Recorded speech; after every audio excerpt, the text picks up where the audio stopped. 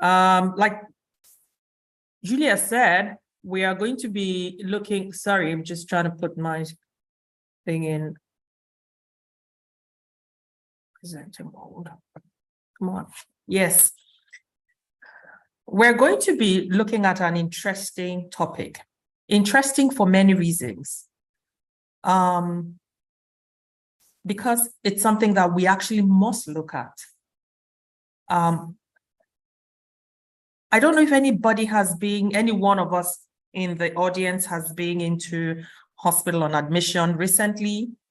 And did anybody have any complications? Any show of hands to see if anybody went into hospital and had any adverse events? Well, I've had a young lady who is actually back in hospital at the moment. She went into hospital to have a baby. And on the third day, sorry, I beg your pardon. Her husband called me and said, oh goodness, they asked me to go try to find blood to transfuse this lady. And I'm like, what's happening? You know, she says, they said, they don't, there's something wrong. I should just go get blood. So of course, I jumped on the bandwagon, I jumped on it and I started trying to investigate what was going on. Third day, fourth day, I could get through to some of my colleagues who are also obstetricians. By the fifth day, she was running a raging fever. Her platelet count had dropped, her blood level had dropped, and she had severe sepsis post, and the baby too had sepsis. And I'm sure if many of you know, I mean, if we will own up, as it were, we know that this is not an unusual story. So today, we want to help ourselves think about how do we actually track these infections? How do we find them? And so that we can tackle them before they become an issue. So the learning objective today will be one, to understand the concept and purpose of hospital-acquired infection surveillance. We want to be able to describe the steps, for doing it, because as you will see in the definition, it's a systematic thing. And if we don't do it systematically, then we're not likely to get the outcomes that we're looking for. I want to look at the different methodologies. Hospital-acquired infections are a big problem. They are the third leading adverse event in the world, all over. So not just in our parts of the world, but in our part of the world, it's a bigger problem. And many people will own up to that and say yes, because that's why we give antibiotics for everything. When I go into a hospital and I see that every woman who has a baby gets antibiotics, every woman that has a cesarean section gets 5 days or 7 days of antibiotics, it means that hospital expects very well that this woman will get an infection if they don't give her antibiotics for that period. So it's almost as if it's something that we accept and then think, okay, now we've accepted it, we want to treat it rather than prevent it, and that's where the problem is, right? It says that about 7% of those in high-income countries and about 15%, or even higher in low-income countries, acquire at least one healthcare-associated infection. One of the commonest will be the phlebitis, because everybody gets an IV line, right? About 30% of patients in ICUs get infections. That may be higher in low middle income countries. And of course, that leads to higher mortality because the people in the ICU are already very ill. Okay. And about 1 in 4, 25% of all hospital treated sepsis is actually acquired from the hospital, right? So it's a big problem. And so we need to know how to track it. And then, even though we're not talking about what to treat today, but at least once you know how to find it quickly, then you know how to intervene. So what is hospital-acquired infections? And I want you to note these words, right? It's ongoing. It's a systematic method of collecting data. Not only just collecting the data, you have to do the analysis, you have to interpret it, and you have to disseminate that information to help guide clinical, managerial decisions, and even public health decisions. If you haven't gone through all the steps, like I said, it needs or met all the criteria. It has to be ongoing, it has to be systematic. You have to do the analysis after you collect the data, you have to interpret the data, and you have to disseminate that information. It's only when you've done all that that we can say you actually are doing hospital surveillance. I wonder how many people have seen this document. That this has been published by the WHO, and it's looking at the core components of infection prevention and control programs, both at the national and facility levels. And there are 8 recommendations. Of number 4, the 4th component is that hospitals should have a hospital-acquired surveillance program. That's the 4th component of a good infection prevention and control program, both at the national level and at the facility level. Now, why do we want to do the surveillance? Of course, we need to be able to track the infections. We want to have data that would help us make the right decisions. It would support research into how to do things better. It would help us take the right clinical decisions. It helps us understand the microbiology profile, right? What kind of infections are we seeing? I know that in Africa, in many parts of Africa, I shouldn't say all of Africa, at least definitely in Nigeria, we do not have our own, we don't understand the microbiology profile. So we're using microbiology profiles for other countries and other regions. Sometimes you have to do it even at the community level. That's it, and it's by doing the HAI surveillance that you're able to do that. It provides critical information that helps you tailor your infection prevention and control activities. We don't have unlimited resources. So it's best to target the places where your resources will make the most impact. So the surveillance helps. It helps you understand whether your programs are effective. You know, all the prevention measures that you put in place, are they effective? What's the data showing over time? What's the trend over time? And very importantly, it helps to detect outbreaks. You know, we can't talk enough about outbreaks such as COVID, Ebola, and the likes. It helps you to track those things when they show up in the hospital. And of course, it helps you to benchmark yourselves. Now, when we talk about surveillance, who is responsible for surveillance? Ideally, it would be best to have a multidisciplinary infection prevention and control team that's made of the epidemiologist, or a physician epidemiologist, a physician microbiologist, and a nurse lead, preferably.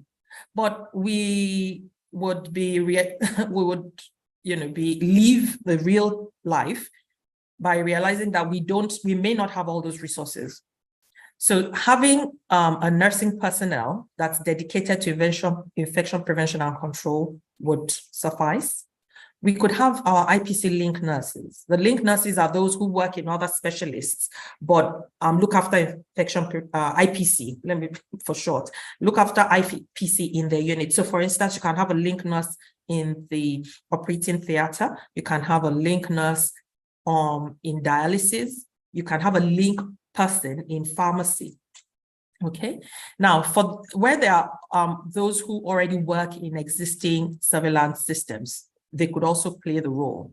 Okay. And sometimes it's biostatistics support staff. The most important thing is the role needs to be assigned to somebody.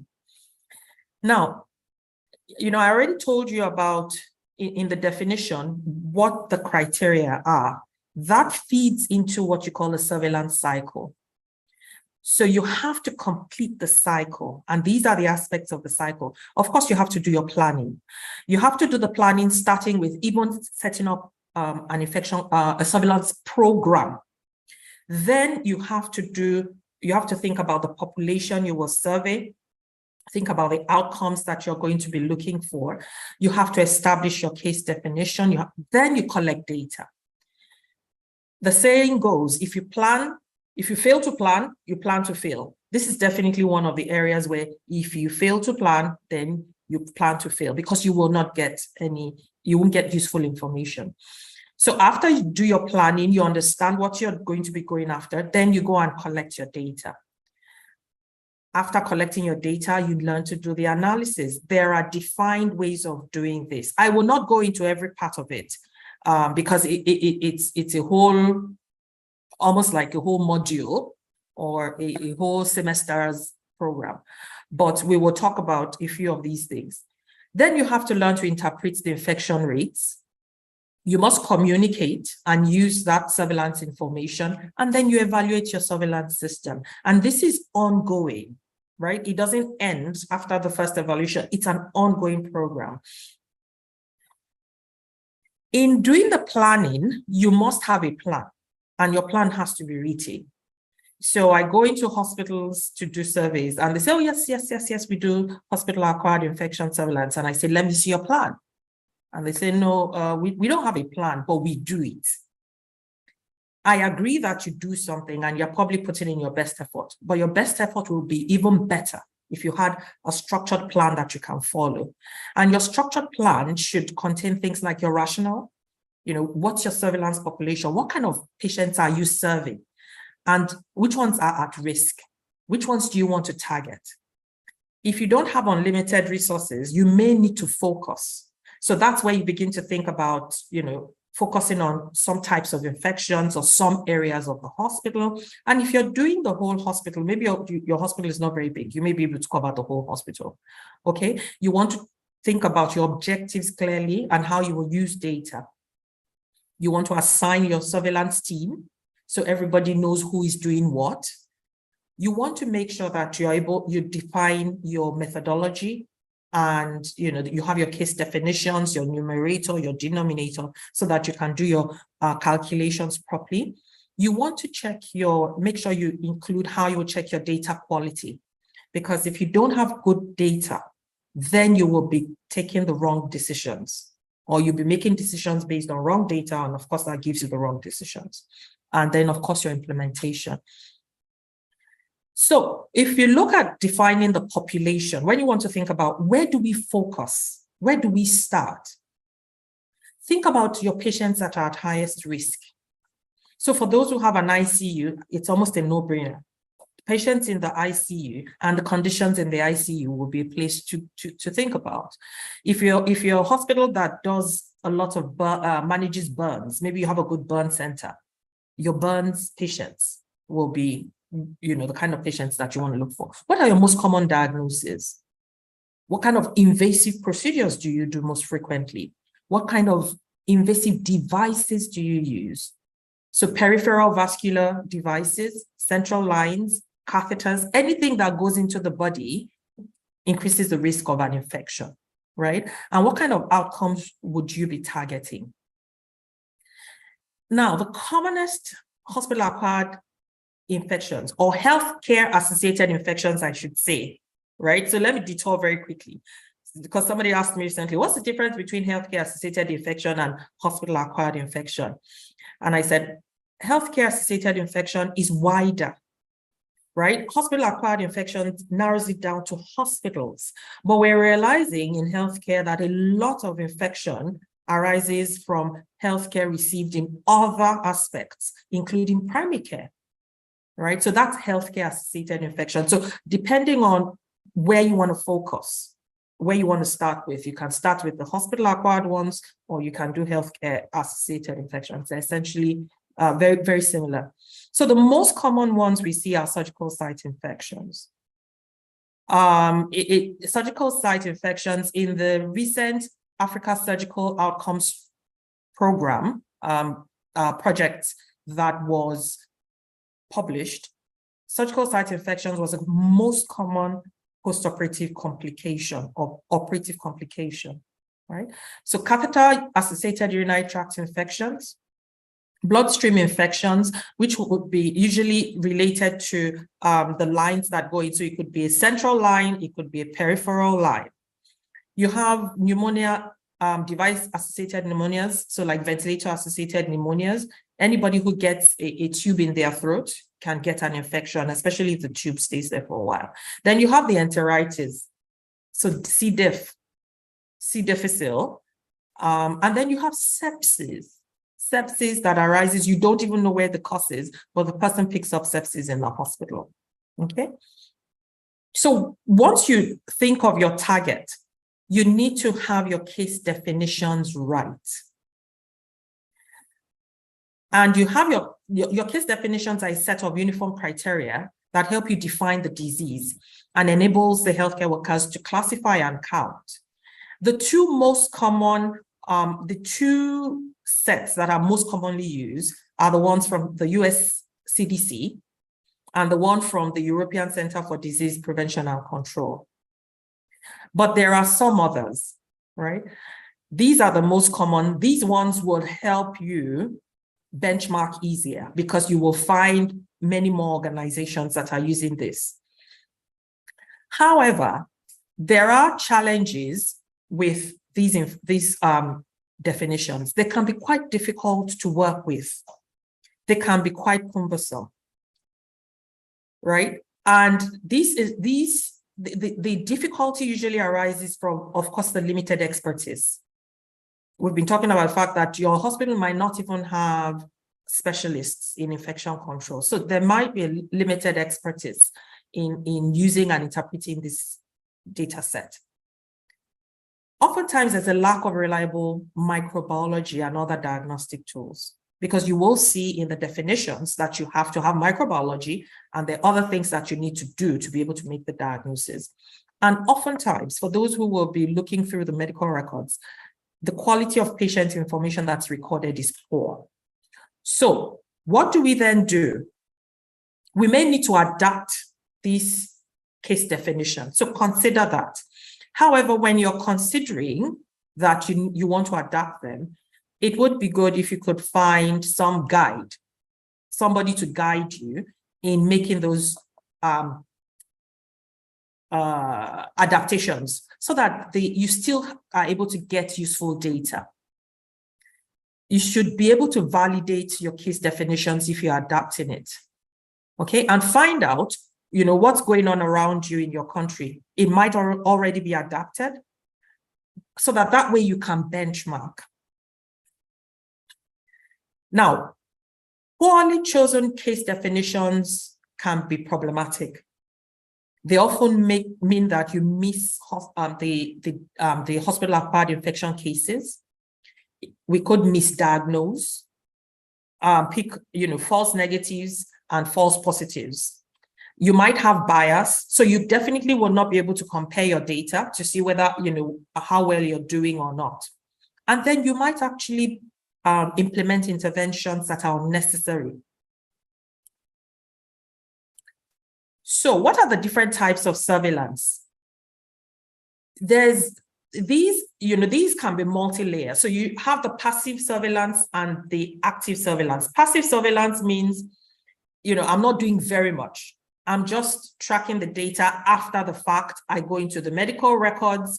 I am not intervening, or the team is not intervening. And it's usually less demanding. Active surveillance means you actively go after the infection. So daily, you're going around looking to find it. You're going to the lab. You're going to the site, to the floor to look for, using the case definitions to find patients that meet the criteria. So that's active surveillance. Targeted surveillance, we already talked about. It is probably advisable where you don't have a lot of resources, where you target maybe just your ICU or just your surgical sites, just your surgery patients, things like that. That's targeted. Hospital-wide means, of course, what it says, hospital-wide. So you're looking at every ward, every place where there's a patient gets a catheter.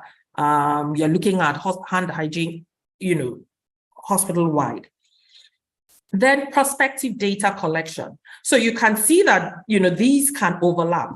right? Prospective data collection means I am doing things prospectively, and retrospective means I'm looking at data that has been collected and has passed. So for instance, in medical records, closed medical records, I go in, I look at the data and I pick it up. But prospective data collection means going to the wards, going on ward rounds, checking, going to the lab and checking for the data. So you can do this continuously. So I'm sure we'll be hearing from Nelius, how she does it. I was very intrigued when I went to their hospital to visit. The continual surveillance, daily checking things, or you can do periodic prevalence. So once a month we go, we check the records, we check, whether there are any patients that have infections actively. Alert-based usually works for hospitals that have EMR, right? They have EMR, so when a certain, you can put certain triggers, maybe from the lab, you have certain organisms that are picked, certain positive cultures that send an alert. And then there's post-discharge surveillance. So I already got a question about that from someone. How do you know when a patient goes home and whether they pick the infection from home? So there's a way in which you can, of course, it means that you would have educated the patient. You can give them a form to fill. If you see this and that, you come back, right? So that's your post-discharge surveillance. Now, for passive and active surveillance, it actually determines the kind of resources that you will need. Passive surveillance needs less intensity, less resources, but is less sensitive. Okay, and with passive surveillance, you pick only the known infections. But when you're doing active surveillance, you're going to the lab, you're checking, working with the microbiology staff there, you're looking at what's going on. You begin to pick even unknown infections. So those who are picking up the current, different multi-drug resistant organisms and all that, usually it's from active surveillance. All right. So to be able to do case finding, you look at medical records, you look at the nurse's notes, you do ward rounds, you look at data from admissions. All these feed into your list of patients that you want to investigate for infections based on your case definition. Right? You're seeing the link. Based on the case definitions, when you find patients that may meet criteria, then you investigate them further. You do further chart reviews. You may go to the ward to actually go and see the patients. If you then find out that they really meet your case criteria, then you know that you're reporting a hospital-acquired infection. Now, this is a bit more detail. I will not go through these. I've put these here because we're going to send you the slides. And so it will be a good resource for you, how you actually take it step by step, especially if you're responsible for infection control, okay? And even your post-discharge surveillance, how you send, you send them a letter or a questionnaire to medical practitioners. Now, if you do find a hospital-acquired infection, again, one of the most common questions we get, how do I know that where this infection came from? Oftentimes, it will be quite difficult. You may not be able to tell exactly where the break in the sterility process is. However, there are questionnaires that have been developed. This is one of them. I have put a link in the slides for you for about 2 resources that are very helpful for you to walk through, asking yourself the questions. Oftentimes, because we already have evidence for how to prevent infections, you can actually walk through some of them.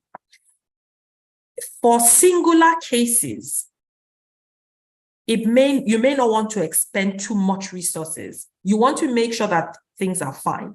But if you notice an outbreak, and I mean by that, you have 2 infections or more with the same organism, or you have a cluster of patients, then you want to go deep and actually begin to go through every layer of precaution that you should have had, up to the point of, who were those in the room? What does their outfit look like?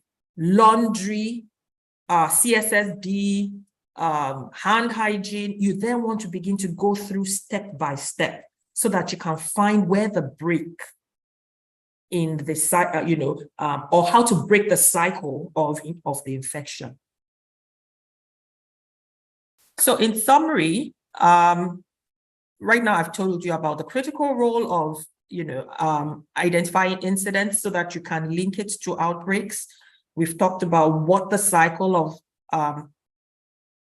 healthcare-associated infection surveillance is.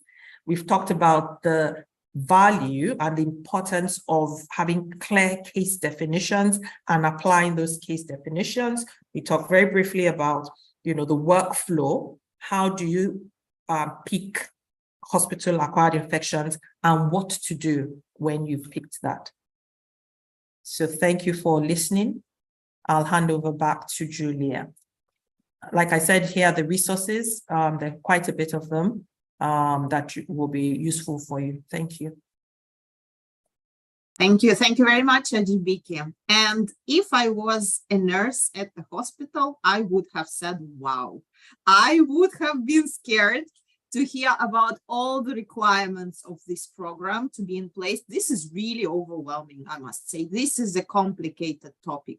And that's why actually we thought today during our webinar, we should really focus on devoting more time to questions and answers. So you're welcome to post your questions, because this issue is a very tricky issue, really. And thank you very much that you're already starting to post your inquiries, because yes, it's difficult to create the right culture. It's difficult to admit infections. It's difficult to investigate, difficult to do the root cause. However, that's why we are here today. That's why we share the tools and tips and tricks and those links that Ajibike included into the presentation. And I will repeat once again, we will share the slides afterwards. And I'm personally very much excited to hear the real life story from MSHA Hospital, our next speaker, and to see how it all works, all this theory that Ajibike described, how it all works in reality. So we are now moving to our next speaker.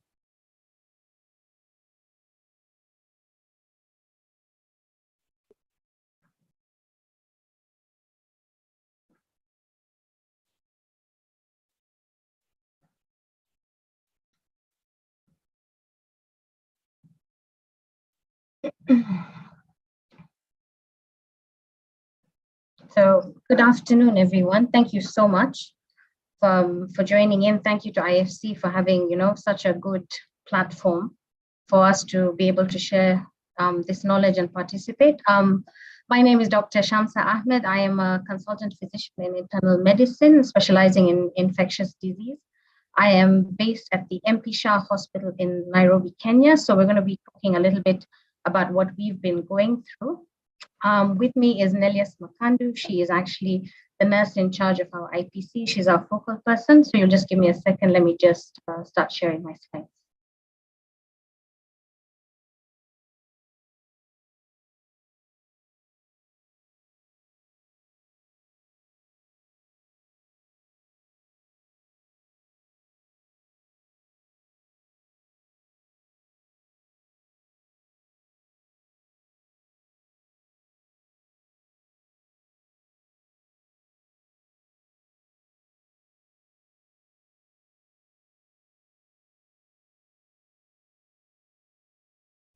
Great. So like we said, we're talking about healthcare-associated infections or hospital-acquired infections. And the theme of today was looking at ourselves like detectives, like Sherlock Holmes.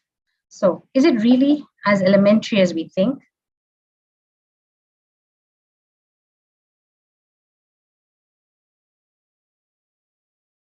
So when we talk about healthcare-associated infections, what are we talking about? Like we said, these are nosocomial infections, or infections that a patient will get while receiving treatment.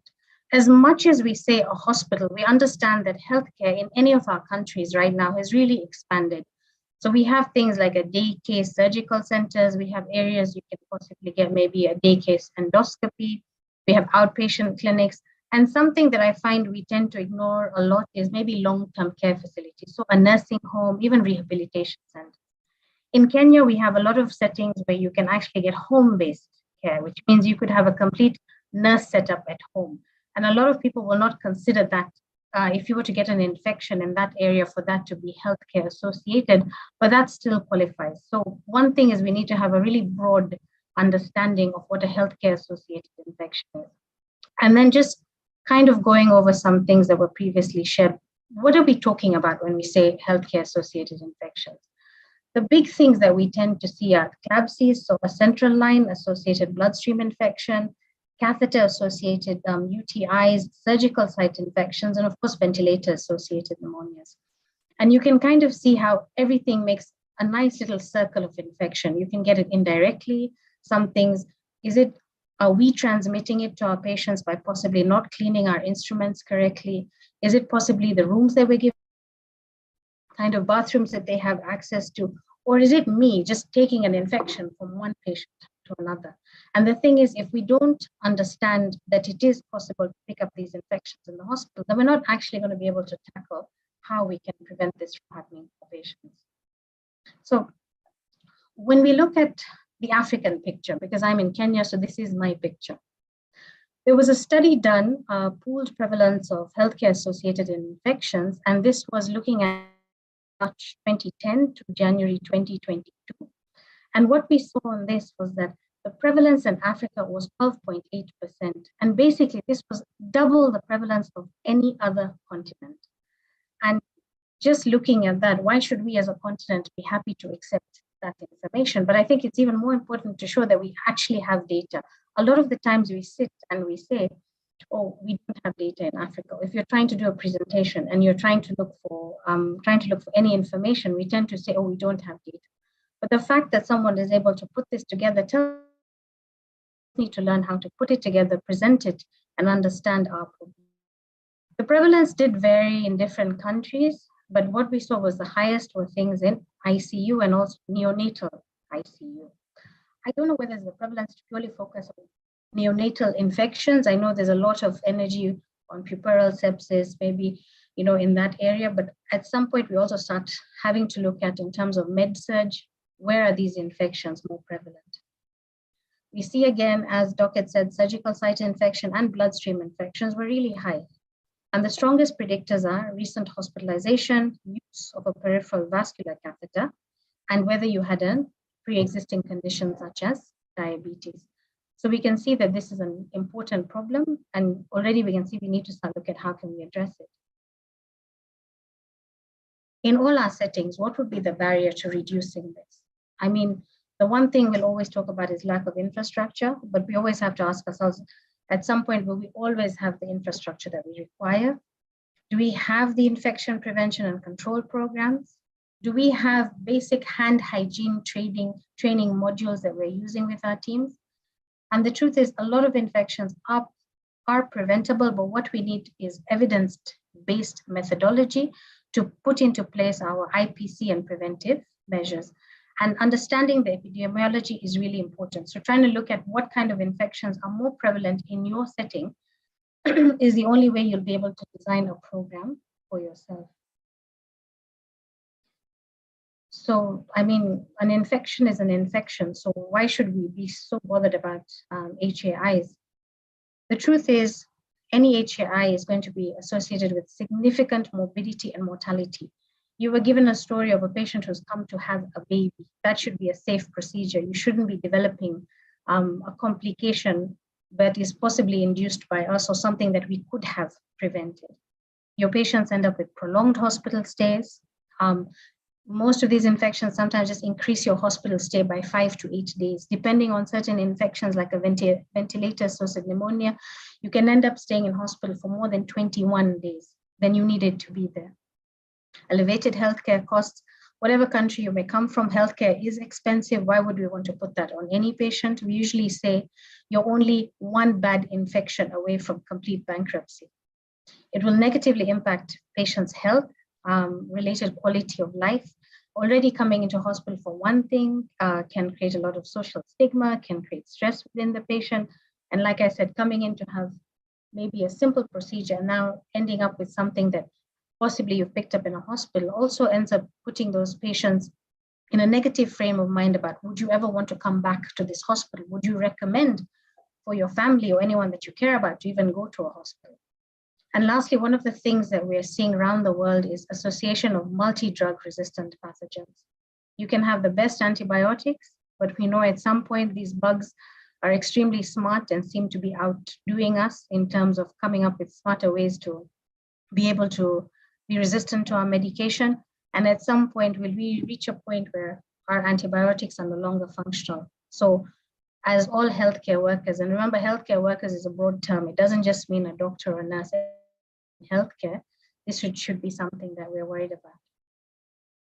So who are we? Like I said, I'm from the MSHA Hospital. We're a facility based in Nairobi. We have a 16-bed ICU, so that tells you already our risk of HAIs. We are a hospital that has lots of specialists, and the one thing I'll say is that our team generally works from their heart to try and produce the best care possible. So, did we see anything positive in the pandemic? In 2020, now going through COVID, I'll tell you, the only positive thing I can see is there was a lot of focus on preventive measures. One is we didn't have a cure at that time, so what could you do? You only had to make sure that you didn't pick up the infection. And at that point in the hospital, there was an empowerment of our infection prevention committee. By no means does this mean the hospital didn't have one. What it meant is we had a chance to get invigorated and to look and can we become more functional and not just another committee in a hospital. So I think I would just pause and ask where everyone is right now. In your institution currently, do you have an infection prevention committee? Or do you have an infection prevention focal person? Do you have any infection prevention protocols or policies? Sometimes I find maybe if I went to that facility and you talk to a manager or you talk to maybe my counterpart, you'd probably get an answer like, yes, we have all of these in place. But if you go down on the ground and talk to the people who do the actual work, you might find that they're unaware that there is even a committee, or maybe they know the person. It's likely that they know the person who's doing the day-to-day work, but you'd find that possibly they have no idea that there's even a major protocol or policy that's been endorsed by the facility. So looking back at our team, we had to sit and say, okay, so how do we revamp our team? We know there was one in existence, but what was happening? So the first thing we did is we sat and we said, so who do we want to participate in this committee? You were given an idea of the 4 people that you need to have. But what we saw is that we wanted representation from all the key departments in the hospitals. And when we made our committee, what we thought about is we didn't just want maybe the chair or the manager in that department. What we wanted was someone who was going to be a champion, someone who was actually going to take the time to do the work. A lot of times, it might sound nice to say, let's have Dr. Shams on a committee, but sometimes I might just be a figurehead. I might not be the person who's going to do the hard work that you need to do. And when we sat with our committee, we had to come up with very clear goals and definitions. And one of the things we had insisted on is having regular attendance in our meetings. Again, if you want to be part of the committee, then you need to be part of the committee, not something that's just going to be a footnote to say so-and-so is actually on the team. And once we had sat and come up with this, we're like, now we need people to know, what is this IPC? What is this infection control? So we sat and came up with our definitions, and we worked with our internal marketing team to let the hospital know who we are and what we were doing. And you see, like I said, our team had everyone that we felt we needed who would be key to actually doing the work. And one thing you have to understand if you're going to have an IPC committee is you have to have administrative support. It doesn't matter how many policies and protocols you develop if you're not going to have the administration behind you. Because sometimes when you do this, there's carrot and stick. So sometimes you're going to need the stick to help support you. And also there's finance. There's a lot of things that will go into developing a true IPC team that will function, and you will need that administrative support. Apart from that, we said this information, it's not enough just to disseminate to the hospital that yes, we've got an IPC team. We also made a point of making material that we could share with our patients. So when you come into the hospital and you're admitted, you usually get a pamphlet, and these days we're trying to go a little more digital. So you'll get some kind of information for you to know that this is an active component of your hospital stay and hospital work. So we got the people we needed, we revamped our team, we made sure that these are people who are committed, we made sure the hospital knew what we were doing, and we made sure that our patients and clients knew what we were doing. And with that, we went into more hospital campaigns. We need to be visible. In terms of IPC, you need to be visible. You're looking at trying to solve a problem. If you're trying to be Sherlock Holmes, people need to know that you're actually available and there to solve the mysteries. So I think the eye cannot see what the mind doesn't know. We're talking about a lot of things using a lot of acronyms. So the thing with IPC is you will reach a point where you have to try and say, so what is it that we're trying to look at? So this is a diagram which I've taken from the Global Alliance for Infections and Surgery. And I really like it because it tends to break down the strategies that you can use to prevent HAIs. Remember, these are all components that are building to each other. And each of them have their own essence in terms of definitions, in terms of the policies and protocols that you would have to develop. And a lot of times when you look at this, you might feel, but isn't this common sense? I mean, hand hygiene, I should wash my hands, but are you washing them how you're supposed to? Do you have the 5 points when you're dealing with the patient in terms of hand hygiene? And then there's environmental hygiene. I mean, a hospital should be clean, but are we cleaning it appropriately? The people who are actually doing the cleaning, do they know what they're supposed to be doing? Are they using the right equipment? Are they giving the surfaces enough time to dry in between? Screening and cohorting patients, again, who are we screening? I think COVID gave us a rough idea, but even, I'm sure if you see even within your own countries or within your own centers, there was a big difference whether some people were using thermometers, some people were using questionnaires, and then surveillance, which we've gone through in terms of active, passive, which one can work for you. I think antibiotic stewardship, of course, we know is the new thing that we're all focusing on, but what I want you to get from this diagram is that it's not a single thing, it's multiple structures, and they all lead into the different strategies you can use within your facility. And of course, with this, there's what we used to say is the boring work, or rather the hard work. You need to sit and come up with your definitions. You need to come up with your surveillance tools. You need to develop your policies and protocols. And again, this is why you needed to own the process and have your IPC champions in all levels of these strategies. And again, you can have a lot of resources that give you an idea of what is the definition of something. So what is your definition of a ventilator-associated pneumonia? Okay, so that's the CDC one. Does that work for you? How can you adapt it? But again, you can't change it completely just to suit you. And then you sit and say, we need surveillance tools. What are we looking for? Maybe what is common in one setting will not be common for you. So there's a lot of sitting in that committee and coming up with those policies and protocols and making sure that when you give out that policy and protocol, every single member who wanted to sit on that committee has to be part of it. I'm just pointing out lab and pharmacy support because you cannot do surveillance if you don't have the laboratory supporting you in terms of being able to do your cultures. You will not be able to get through antibiotic stewardship if you don't have the pharmacy with you. So the thing to understand is this is not a one-man show. This is something that the entire facility needs to embrace. So I'll just give you a little example. So like here you see this is one of our policies. So this is like our cleaning and disinfection. And this is how, this is a document that is available to the entire hospital, and you need to know what kind of document, who has signed off on it, where do you need it. And for us, at a certain point, we set review dates for these documents. And you can see how we talk about what is our objective, what is the scope. So in this case, this particular document is talking about cleaning and disinfection throughout the healthcare facility. But of course, you can see it says excluding sterilization, which means there must clearly be a document for that as well. And then you can come up with things like your risk register. And one of the things I'll say is you need to be honest with yourselves when you're doing your data collection. Remember, no one is perfect. Even as we sit as the facility that's talking about what we've done, we've been through a lot of challenges.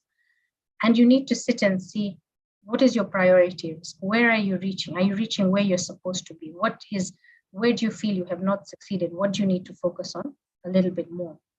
And when you have these documents and you collect the data, that's why at the end, you're able to come up with something like this. So this is a bit of a dummy mock of some of our data. And you see there's different things that you can talk about. So in this one, you can see we're talking about the hospital hand hygiene compliance. What are our rates? What are we doing? Are we getting where we need to be? And like I said, in hand hygiene, the 5 moments, how are we doing? How is each department doing? And you see with this, then you're able to go back and see where are we missing out and what do we need to focus on a little bit more. So we've had an intro on disease surveillance. We're talking about these strategies, but does it actually work?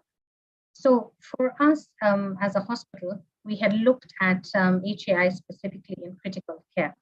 And what I'm showing you is the second part of our program. We had something that we were doing in earlier in 2021 to 2022, which was more focusing on hand hygiene. So this was a continuation. And from our baseline survey, we saw that we were getting healthcare-associated infections in ICU. And we wanted to see if we were to implement these strategies, are we able to actually drop it by 50%? So the first thing that we did was we sat and we talked about what are our issues. And remember, we had a bit of a baseline survey. And one of the things we saw is looking at people, and we saw that we had a lot of inconsistencies in our training of new staff. Remember, any facility is going to have a turnover.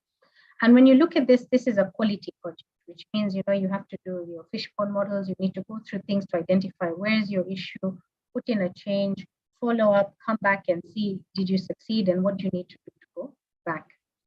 Then we're looking at our processes. What were we having that was missing? I mean, I've told you that we had lots of policies, but what was actually missing? And we found small things like we didn't have a documented way of cleaning equipment, were the team having issues trying to clean the room in between emergencies.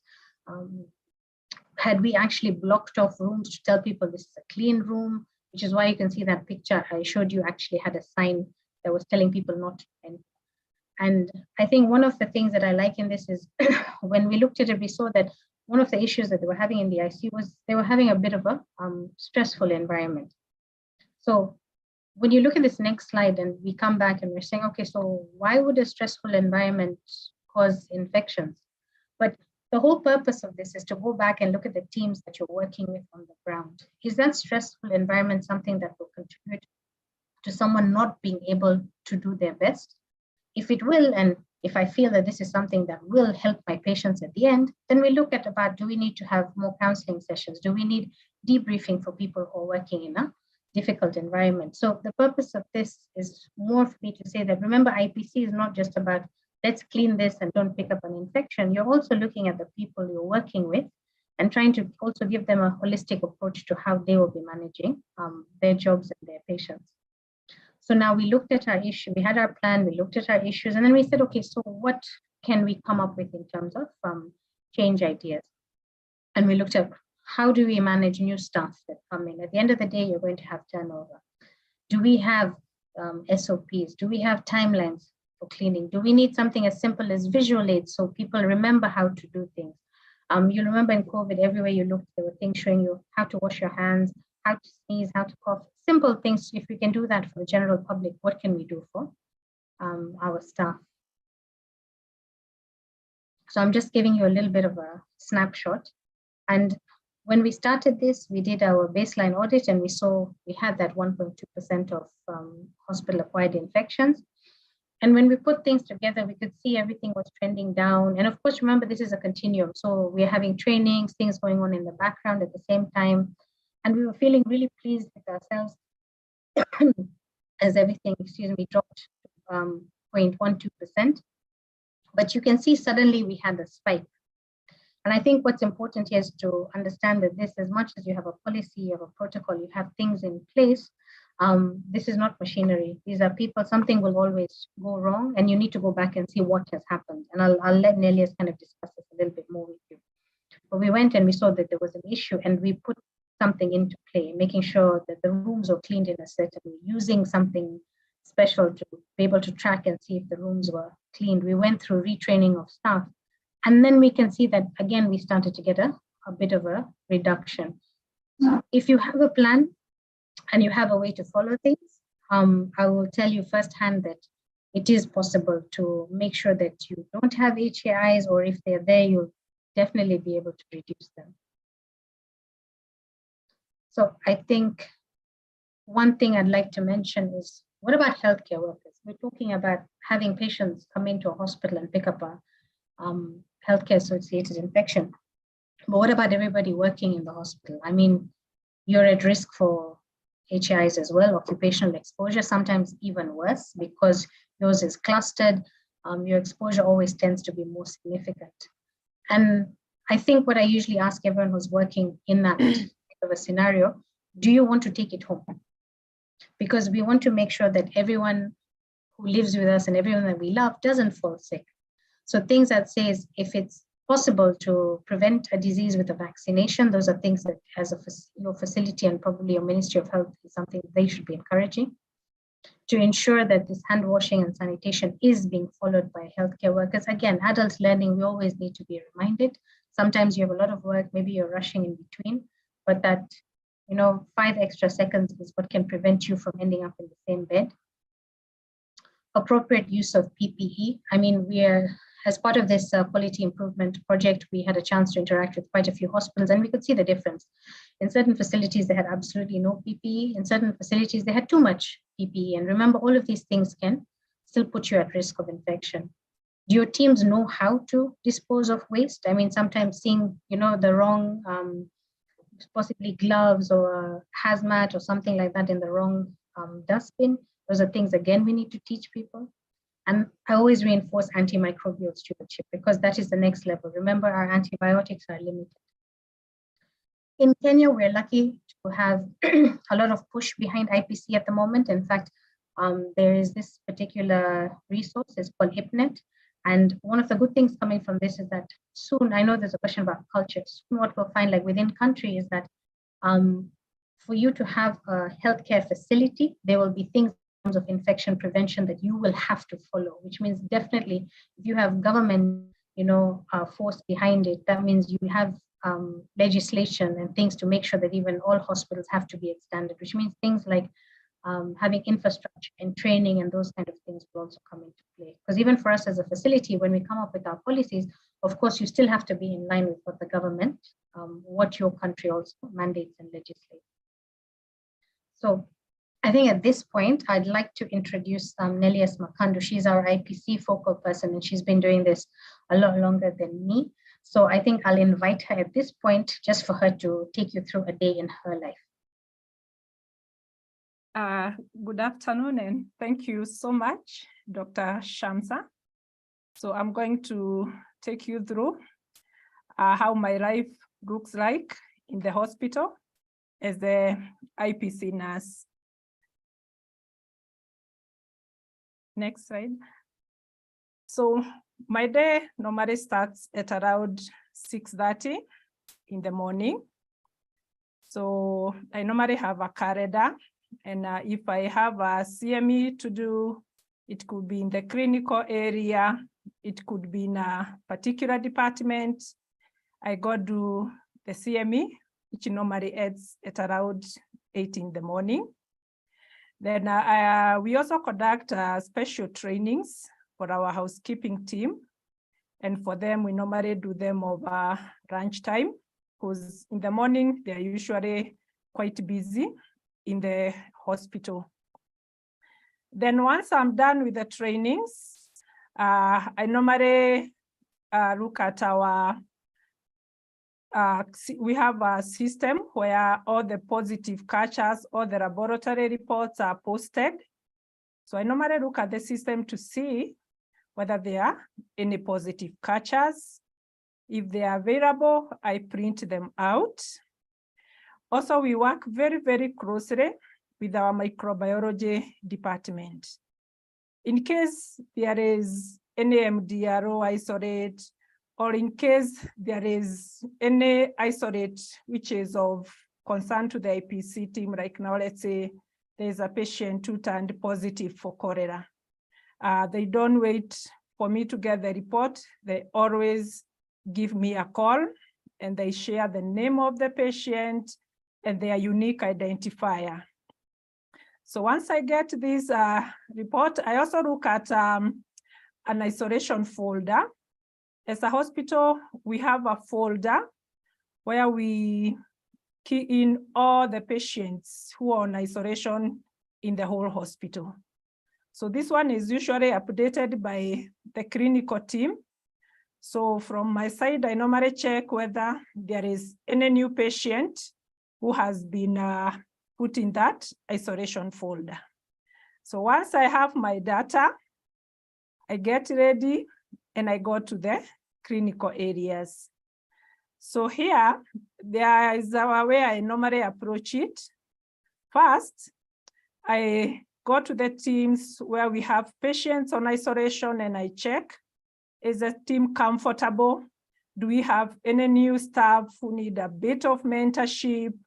So I go to the ground and make sure that the team on the ground are comfortable, from our medical officers to the housekeeping team. So if there is any catch up we need to do, if there is an area they are not sure, I normally take them through. Then once I'm done with that, I normally look at the patient's files.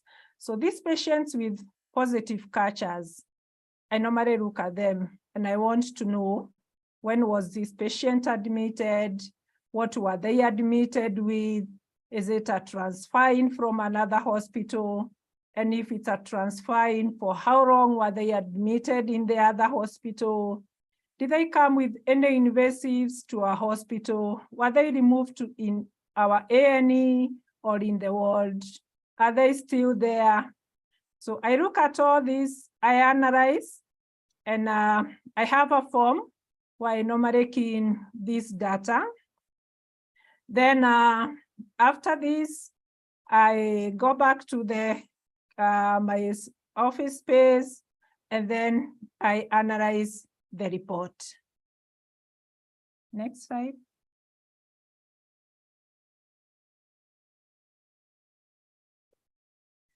So as the previous presenters have said, for us as an institution, we have our case definitions.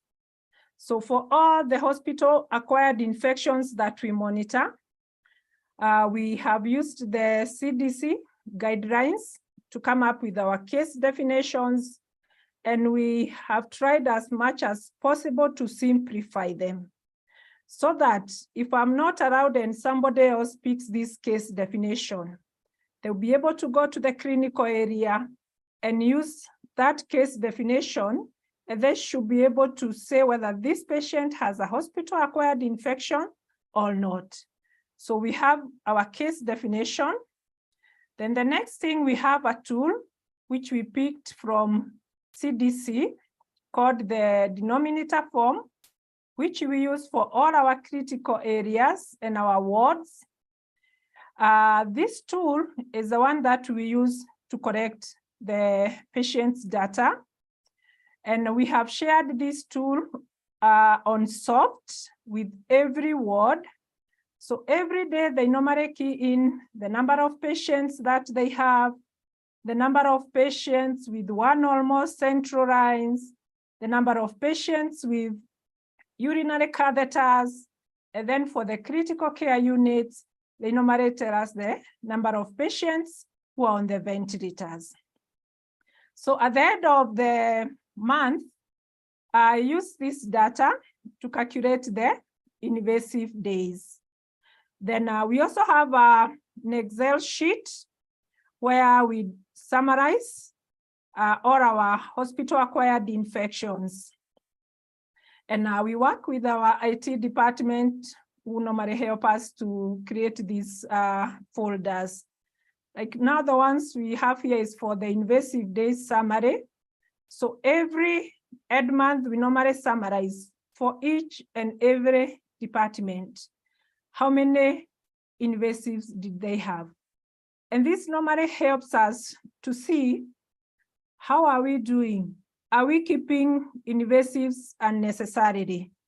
If we see the number for a particular department is going up. Then we'll go back to the clinical area and find out, why did we have an increased number of invasives in this particular ward on this month?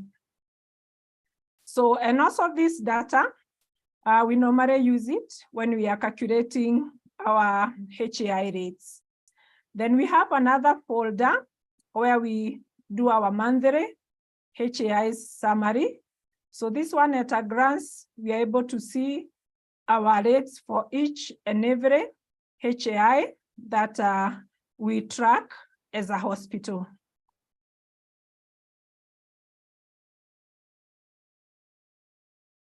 Next.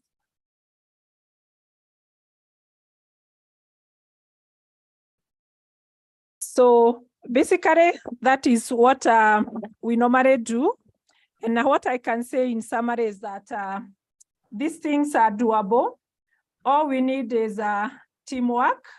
I work very, very closely with Dr. Shamsa, who is our IPC chair. So maybe I can also give a bit of a brief. When we started, we didn't have these case definitions. So we have developed them, and then over time, we have learned how to align them, how to refine them, so that at the moment, we are very comfortable with our case definitions. They are working for us. And then something else we have also learned is that we have to include the whole of the team. When I go to the clinical areas, with time I've realized that everybody is very, very important. You see that housekeeping staff who is doing the cleaning, they observe a lot of things. So they are able to inform me and let me know where we are having gaps, what they are observing, who is doing right, who is not doing right, where do we need to improve. Then when we have these HAIs and we share the data at the beginning of the following month, every unit manager normally does what we call a root cause analysis. And they normally check, why did we have a HA in our department? And this root cause analysis, they include the whole team, from the housekeeping staff to the medical doctor on the ground, because you realize each and every person has a very, very important role to play. So we include everybody. And this is where now you realize the housekeeping people will say, maybe we don't have this, we have shortage of this, or maybe this category of staff, they are not doing their hand hygiene properly. And then from that, we're able to come up with very easy, very practical, workable measures which help us to bring down our HAI rate. Thank you so much. Dr. Shamsa, you can conclude. Yeah, so I think, like Nellis has said quite a bit, and like I said, she's really the driving force here. One thing we found is that one size doesn't fit all. You have to see what works for you. Like, I'll give you an example. We sat and had this discussion and we found something called Glow Gem, which you can actually get online. Not very expensive, seems to not have an expiry date. It's something you can apply on surfaces. You come back with a UV light and you're able to come and see whether the surface has been cleaned properly. This is something we're using in certain areas.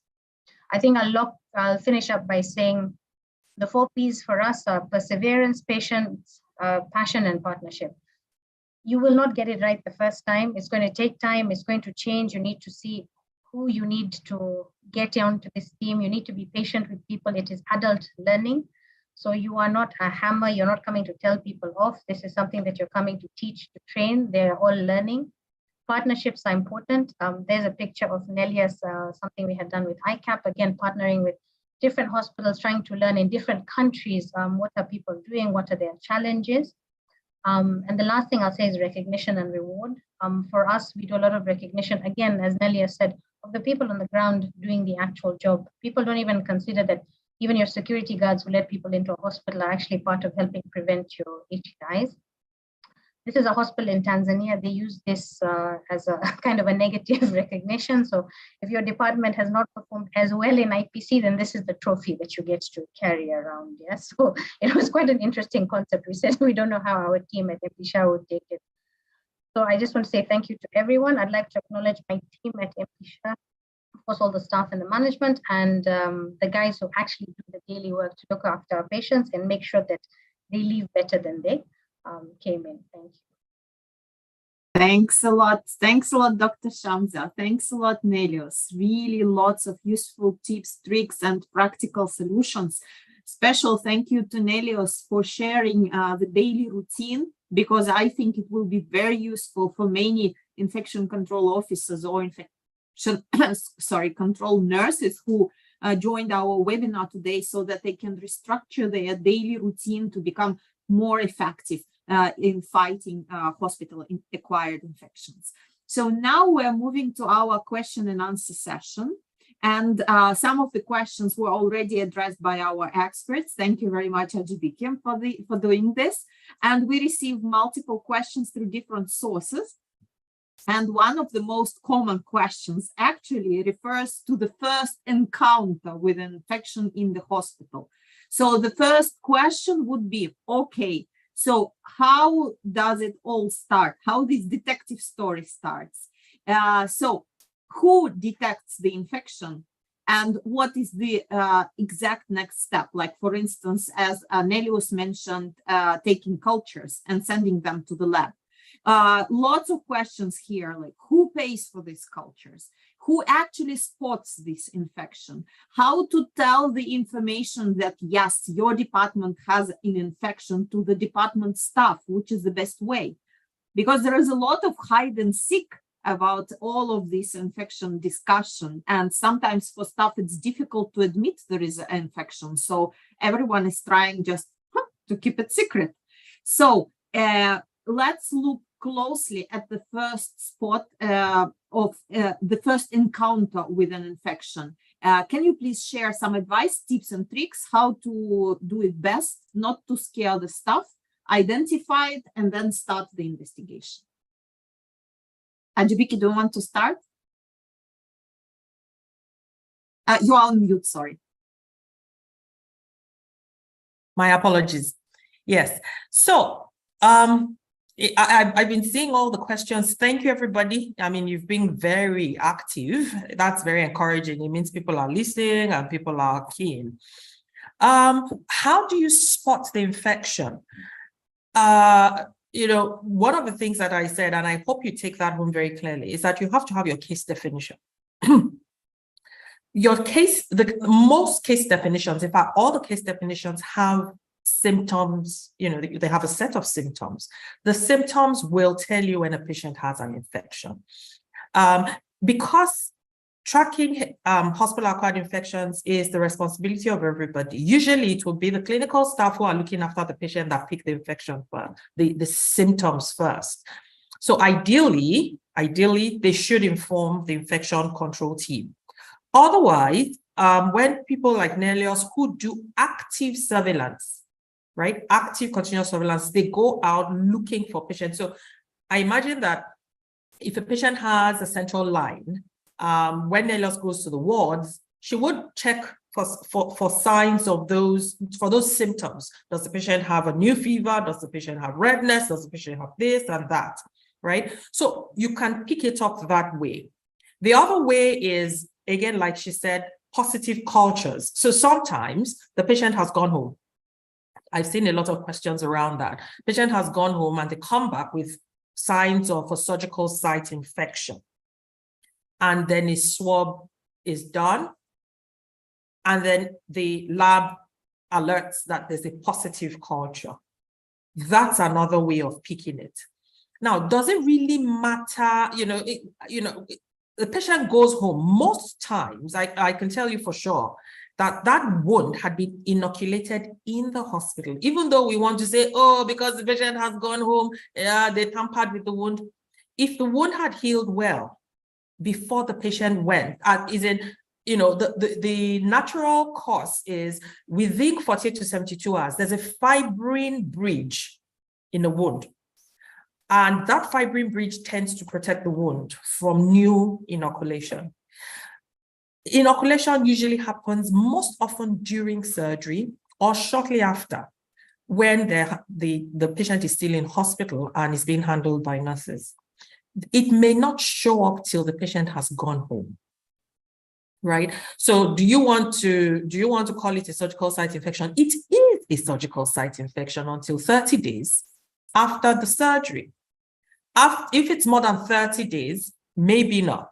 Or in the case of a patient that has an implant, 90 days, sometimes up to 2 years, depending on the kind of implant the patient has. Again, your case definitions should be evidence-based, okay? And follow the case definition. So you're not worried about, should I call it an infection? Should I not call it an infection? Does it meet the criteria? Yes, it does. It is an infection. Okay, thank you. Thanks, Ajibike. This is excellent, very straightforward. So our first piece of advice would be start with clear definitions. And this also answers the question. We received lots of questions about how long after the patient went home we may consider that it's our fault if he comes back after a while. So here is the answer. Your definition will tell you how long, and the definition should be based on evidence-based guidelines. Publicly available, of course. Dr. Shams and Nelios, anything from you? And Nelios, specifically, I wanted to ask you, because we had several questions on this. You spot that the culture is positive, the result is positive. Which is the best way to tell the department about it? And how did you address the challenge of this scare of staff, when staff are always scared to talk about infections? They are afraid to be blamed for it. So how did you overcome this challenge, and how do you communicate these positive results to staff? Okay, thank you for the question. So when we get these positive culture results, we sit down as a team and we have demystified this. We are not looking at who did not do what. We are looking at the issue here. And the issue is there is a positive culture. Let's look at it. Does it meet our criteria for a hospital-acquired infection? Does it also meet a criteria on the department that it's to be allocated to? Because there's also a way from the CDC where you say these infections belongs to this department, depending with for how long has this patient been in this particular department. So once we have met that criteria and we can say and we agree as a team from our definitions, this HAI belongs to this particular ward, then we sit down as a team and we look at our processes. Is there something that we feel would have done differently?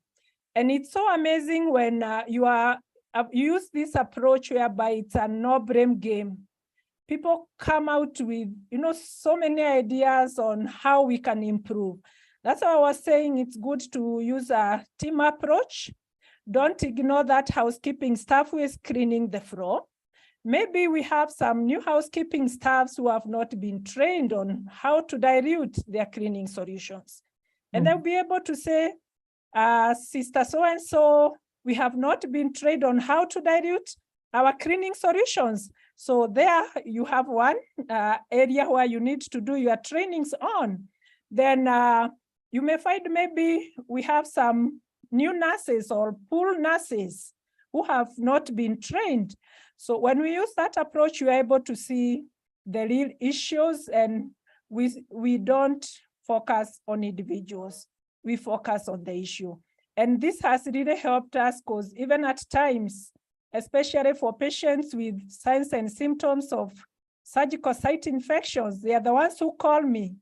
They tell me, Nelios, we have this patient who was admitted on this date, and they look like they have an SSI.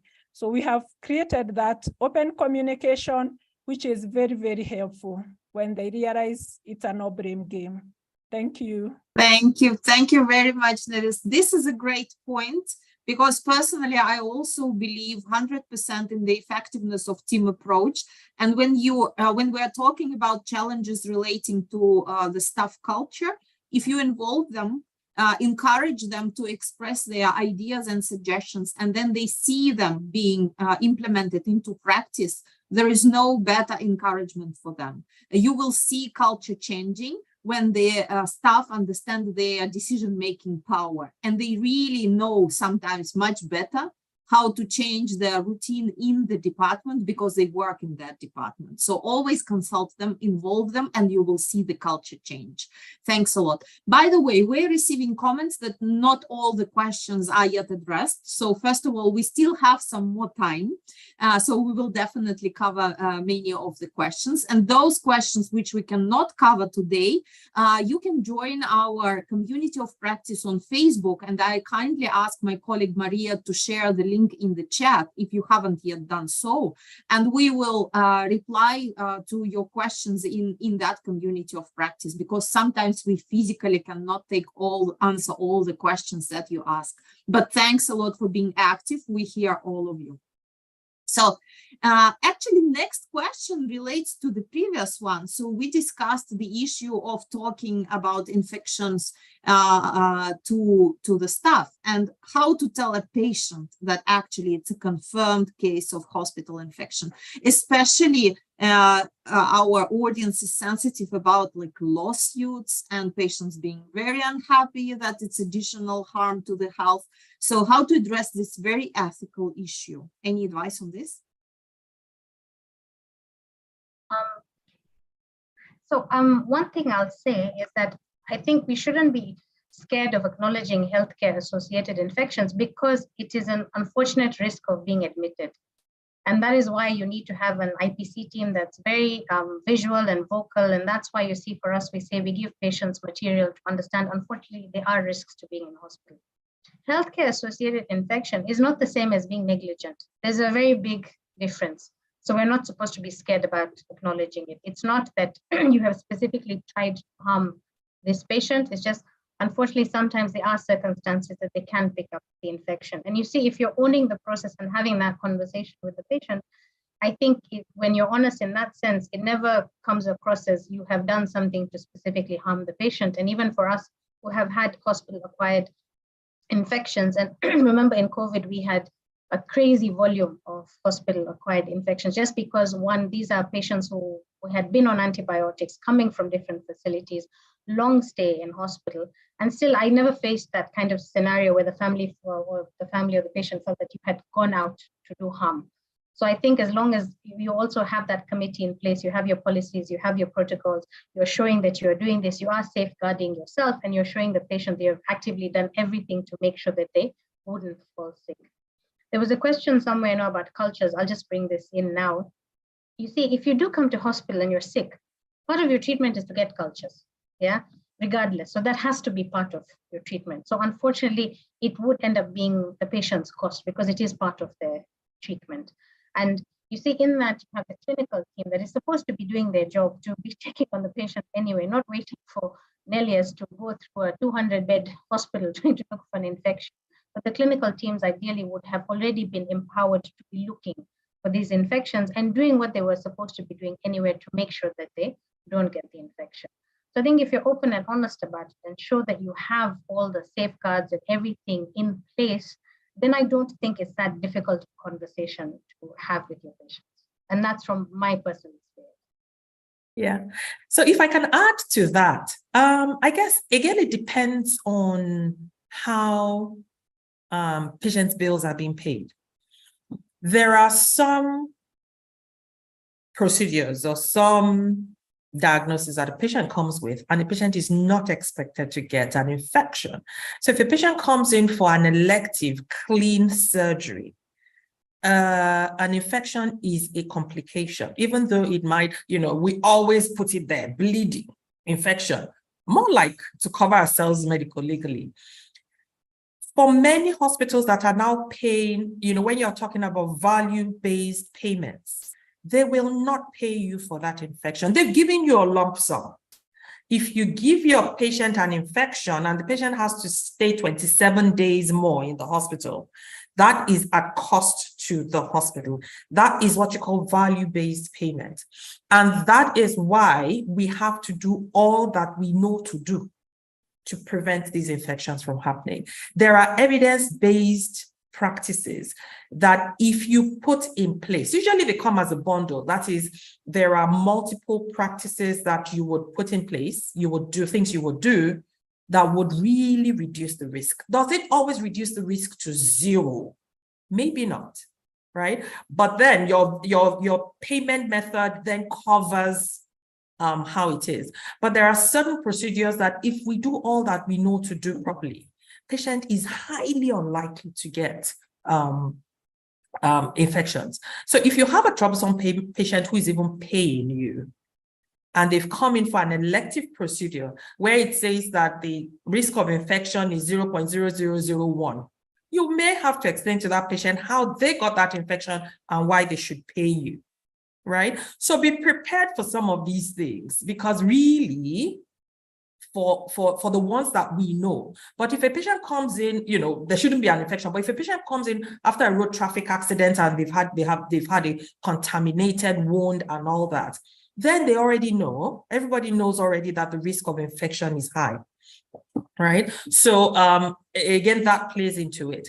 And, you know, talking about the issue of communicating, especially with that difficult surgeon, I was responding to somebody who asked a question, and I said, that's why you need to have case definitions. So it's not personal. And it's best to have those case definitions even before the infections come in. So we all, and then you work collaboratively to agree on the case definition. So the infection control team adopts these definitions. They socialize it with all their team members. So the surgeons have seen it. We have all agreed that based on evidence, based on guidelines, based on it, this, you know, these are the definitions of surgical site infections. Now, kind sir, if your patient meets that criteria, all we do is show you that, sir, big surgeon, patient A, their wound has erythema, the patient has fever, it has pus. It's nothing personal. It meets the definition. And you show him or her, this is it. The patient has an infection. It has nothing to do with you, but the fact that the patient meets the criteria. So circling back to this issue of how do we choose our case definitions such that everything is clear to everybody, and we have all agreed in the hospital that these are the definitions. So it's not personal for anybody.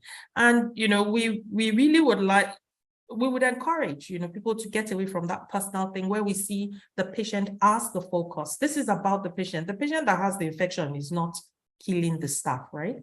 So why should we? Let's make sure, and when I say that, I'm talking about in terms of the messaging, right? Making sure that we take that culture of safety. The beauty of it is quality management is so intertwined. So now we're talking about infection control, but we're seeing where the culture of safety, the just blame culture comes in, the incident reporting, and how people are able to be comfortable to speak to each other, good communication, effective communication in the hospital, where people are able to communicate well without fear, right? It all is looped together. Thank you. Thanks a lot, Ajibike. Excellent comment, very useful. So next question, actually, we talked a lot today. Our experts talked a lot about identifying risks and assessing the patient's condition at early stage, and also learning more about the pre-existing condition of the patient. So actually, we received several questions on how to address, how to do it properly if the patient maybe doesn't know anything about himself or doesn't want to tell you, and also specific category of patients who are antibiotic resistant. So how to address this, any tips, how to make it safer and address these very, very specific situations. Maybe I can start. Yes, please. For patients with hospital-acquired infections, and actually for all the patients, it's good to involve them in their care.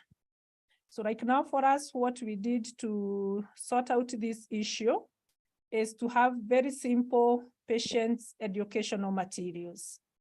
So on admission, the patients are given pamphlets about hand hygiene. Then in case the patient has, let's say like something like an MDRO, we are able to give them specific materials, which tells them you have this, you'll be on this type of isolation, there will be this color-coded signage placed on your door. So you work with the patient, so they are not anxious, they know what is happening. When they see healthcare workers entering their rooms dressed differently, they're able to understand what is going on. And this helps to allay any anxiety. We also make sure that we involve the next of kin so that they're able to communicate to the larger family, so that if a situation where we need to restrict visitors, now they're able to assist us in that aspect. Thank you. Thank you. Thank you very much. So any other comments on this from Dr. Ajibike or Dr. Shamsa, or we move to the next question? So the next question actually is the how-to about the root cause analysis. This is a very, very difficult area, challenging area, because knowing for sure where the infection comes from is really tricky. So we can do the best we can do in this situation. So again, tips, tricks, and advice here is highly valuable. Nelios, maybe you can start, because you mentioned that you do that a lot together with your team. So how to make sure that you identify at least potential causes and how to implement corrective actions. Okay, as I said, for us, it's usually a formal meeting. We have the whole team sit down, from the doctors, the nurses, our housekeeping department. Then we look at the specific healthcare associated infection that we are dealing with.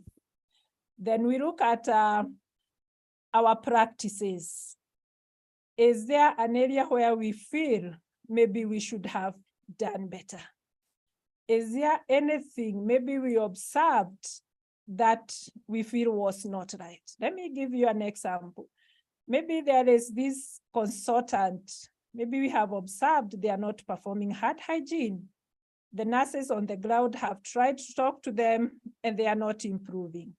So this will be brought up, and then these are the points that we will share with Dr. Shamsa as our ID specialist, and she will talk to the consultant. If, let's say, for now, we realize that we have a gap in cleaning of our equipment, we look at what is the issue? How can we do it better? So this is what we normally do, team approach. And we allow everybody to speak. And every point that is raised is considered. We don't say that they are bigger or there are points which are more valued than the other. We consider each and every point that has been raised. Then if we do all that, and let's say the infection persists, then from our side, we say we have done our best. So that's the way we normally approach it. Thanks. Thanks a lot, Nelios. Just one clarifying question, like, do you get any evidence, like, okay, you have a theory. Today we use a lot of detective story terminology. So you have a theory that probably infection comes from one source, and to get evidence for this, to make sure that this was the right theory, you take swabs, for example, like of staff's hands or the instruments or the equipment to check that really the infection was on the equipment, or you don't normally do that because it's additional costs. So what's the general practice? Okay, we don't do the swabs routinely. But let's say like now, if we observe there is that trend in ICU, in isolated cases, we do the swabs. And what we have found out is that most of the times the swabs are usually negative. That's why we really put our effort on our processes, like the cleaning, hand hygiene. We may have our environment so clean, but we may have these particular healthcare workers who are not performing hand hygiene. So all we need to do is to talk to those particular healthcare workers. So for us, we don't do the swabs routine because we have realized with time, they don't add a lot of value. Okay, thanks a lot, Nelios. So it doesn't matter actually so much what the root cause analysis results come. Cleaning and washing hands is all cleaning properly, and washing hands is always a good solution. Yes, Dr. Shamsa. Sorry, I was just saying, in part of what Nelios was saying, sometimes even how you approach it, one, like I said, you need administrative support. It's easy to say that Dr. Shamsa would take it up, and maybe with that specialist, I can take it up. But remember, there is someone who's always above me and someone who has more power than me. So sometimes if you do get that particular consultant that we're talking about, and maybe you're seeing repeated instances, then that is something that you might have to report now to your administrator, your medical director to take up. And sometimes you see staff might not want to be direct. So maybe they've seen that every time Dr. Shamsa comes, she's the one who never wants to wash her hands, or she doesn't wear the right PPE, but they'll just say the consultant. So then sometimes how we just approach it is we opt to have like a retraining or a memo or something to cover all the consultants and cover all the doctors, and see that maybe if you nudge that person in that direction, are you able to try and contain that, as opposed to maybe going after that particular individual, because sometimes you find someone's response is always to be defensive when they feel that they're being targeted. So sometimes even in this, we sometimes go about it maybe a little more roundabout, because then you can also take it as a chance to just do a refresher in terms of your IPC protocols or your surveillance for the general hospital. Thanks a lot.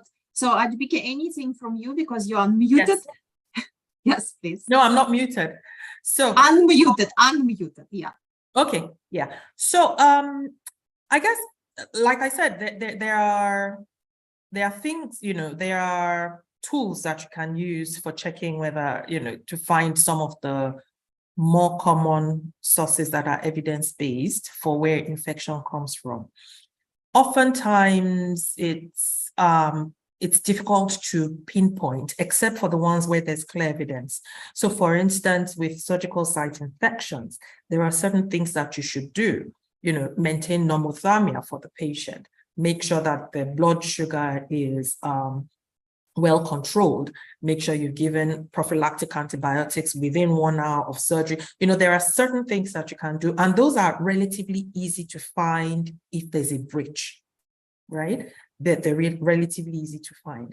So if you look at those and you find out that everything has gone well, if it's an isolated case, do you want to go start taking swabs, everywhere? Except it's an organism that has sparked a lot of interest, maybe because of the type of organism.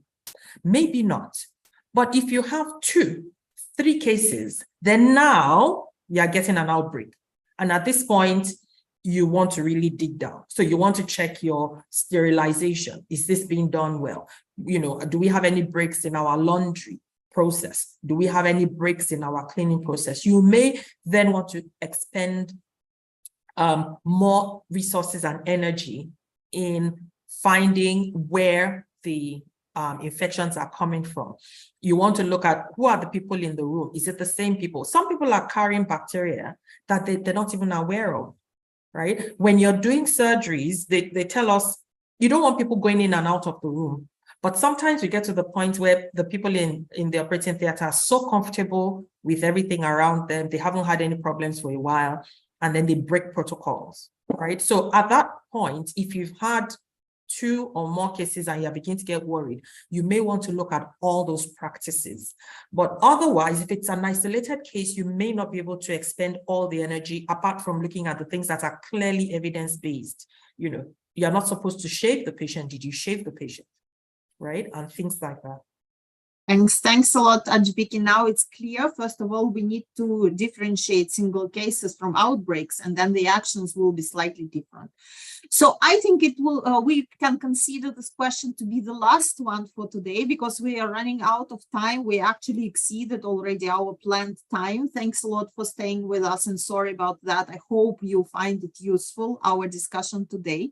So just a few technical comments, technical announcements that I wanted to make. So your certificates for attendance will be ready by the end of this month, approximately. It takes some time, so don't worry that you don't get it today or tomorrow. It takes some time to prepare it, but you will definitely get it because we have your emails.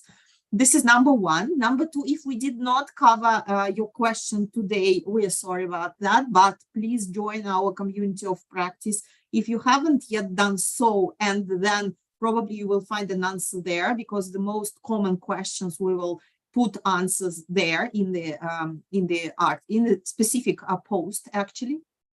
And also, I wanted to thank our wonderful speakers today, Dr. Shamsa, Nelios, and Dr. Ajibiki, for sharing all these their experience, practical tips, tricks, and advice. And thank you very much to our audience for joining today, for showing interest in this very complicated case, but hope we made it less complicated for you today. And I hope you enjoyed it. Please, if you can fill the survey on exit, it will be also very useful for us. Thank you very much once again. I'll say goodbye now. And it's the end of the webinar. One more important comment, sorry. Our series of webinars this year will be devoted to infection control. And you had lots of questions about stewardship, antibiotic stewardship. We thought we can devote a specific webinar for that, so we'll keep you posted. Please look for invitations, and I'm sure we will cover that subject. Thanks a lot. Bye. Thank you, everybody. Bye-bye.